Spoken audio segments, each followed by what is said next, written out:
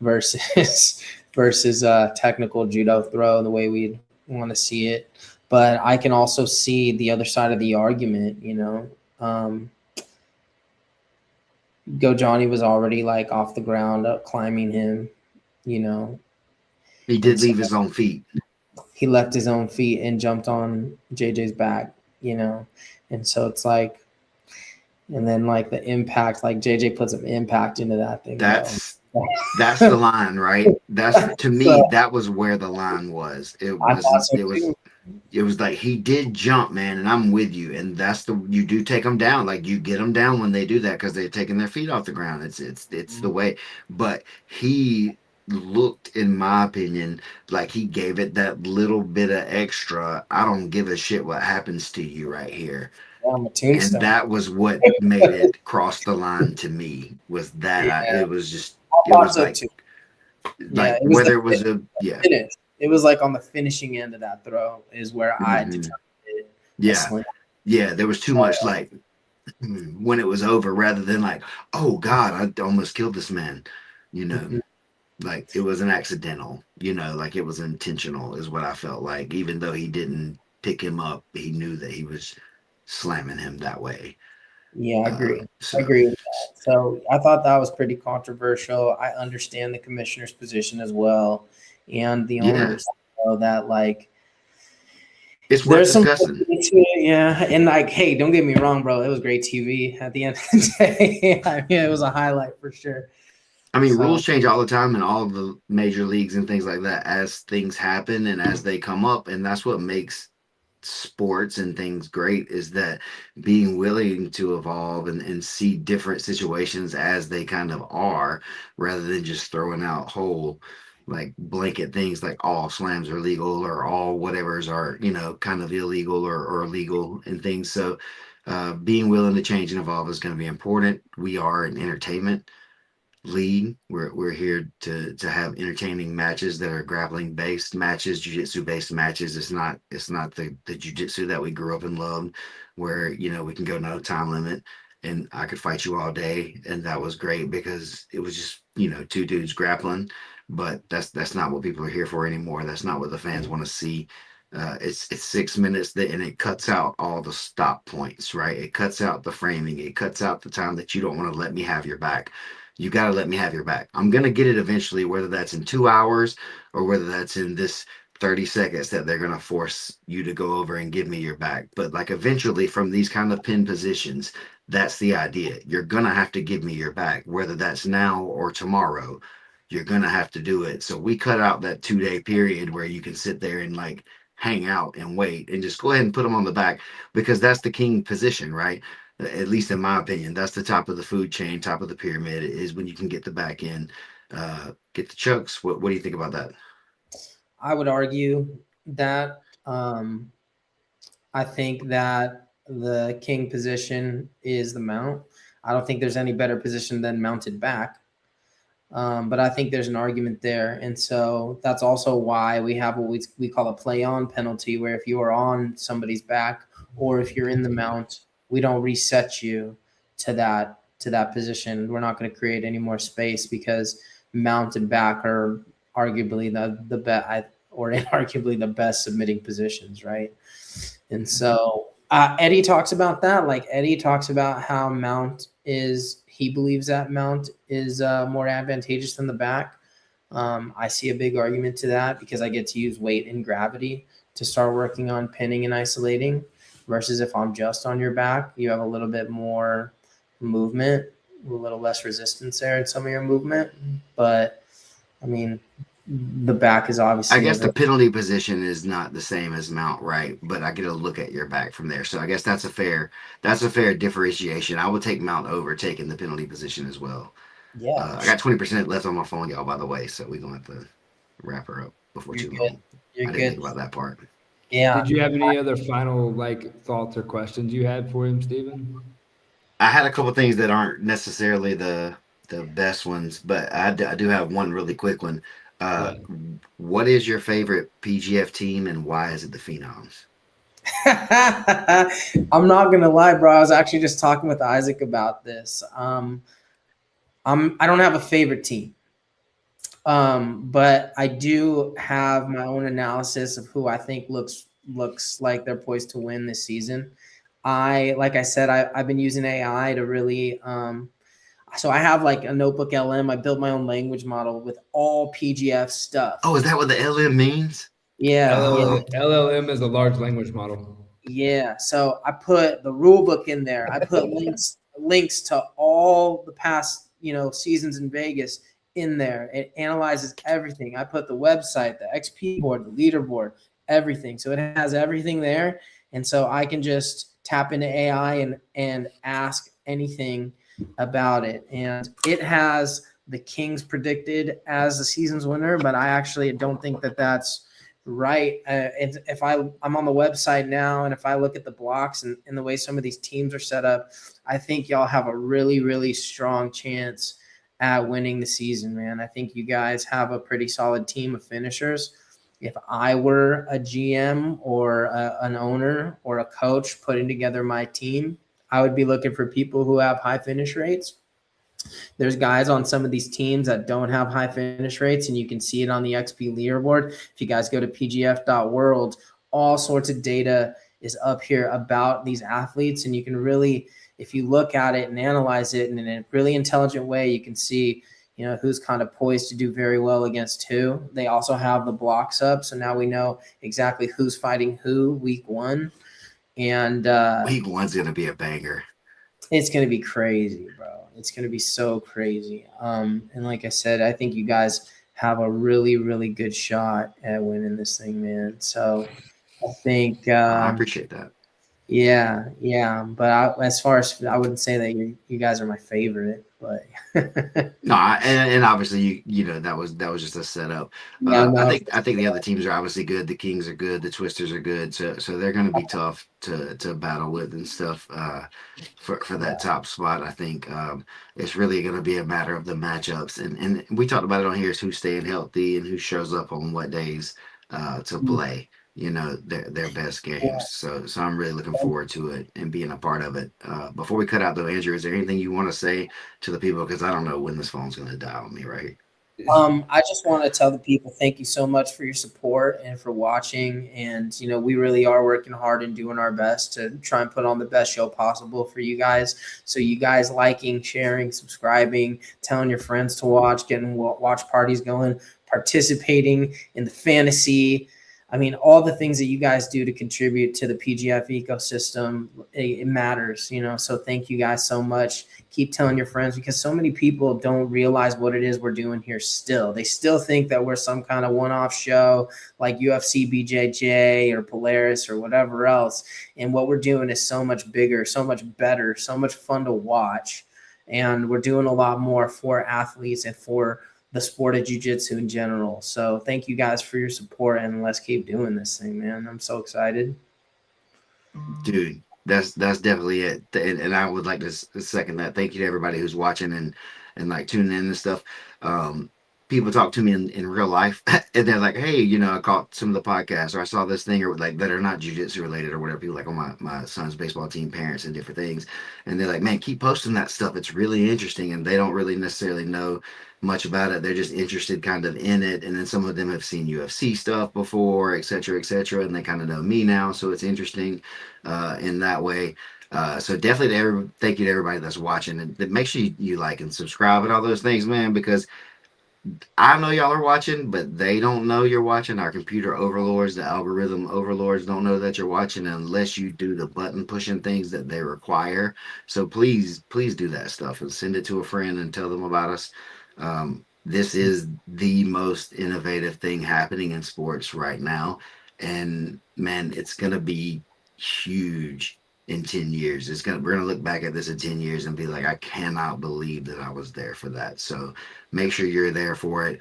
March the 4th, I think. Am I right? March 4th, Wednesday, March 4th, 4 p.m. Pacific Standard Time, Boom. 7 p.m. Eastern. Nailed it. Profesh. We'll see y'all then. Much love.